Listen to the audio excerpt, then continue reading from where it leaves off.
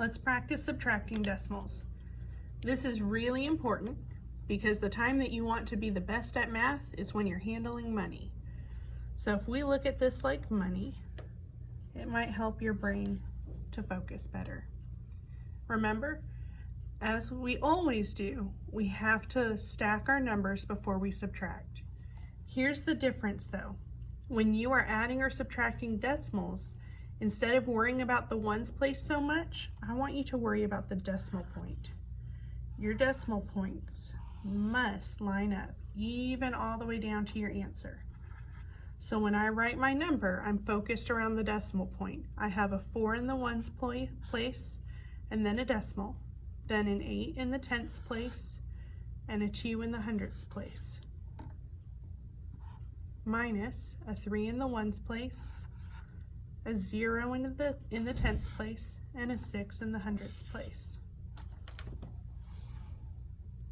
Now I'm ready to subtract like I normally do. I start on the right side, so I no longer start in the ones place, I just start on the right side. So it's still the same process you're used to. All we did was put a decimal. Remember, your top job is to line the decimals up.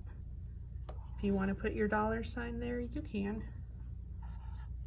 You don't have to put it for everything, just at the beginning and at the end. I can't take 6 away from 2. This means I have 2 pennies and have to take away 6. So I'm going to take a dime.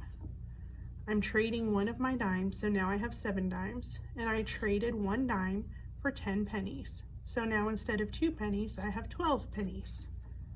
12 minus 6 is 6. 7 minus 0 is 7. And 4 minus 3 is 1. Now let's look at what happens when your numbers don't have the same place values. So let's say I have 5 and 84 hundredths minus 2 and 6 tenths. I have to stack my numbers. Do you remember what your number one job is? Line up the decimal. So I put my decimal first to make sure that they line up. Now I look back at my number. I have a 2 in the ones place right in front of the decimal, so I'm going to put my 2 there. I have a 6 in the tenths place right after the decimal, so I don't put it here. I line it up next to my decimal. I know the 6 is right behind the decimal, so that's where it needs to stay. It looks a little different than it does with whole numbers, doesn't it? So what we can do is we can fill it in. I call this the invisible 0. If this is bothering your brain, put an invisible 0 there to hold its spot. And now we can subtract like we normally do.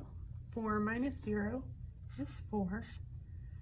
8 minus 6 is 2. We don't have to regroup this time. And 5 minus 2 is 3.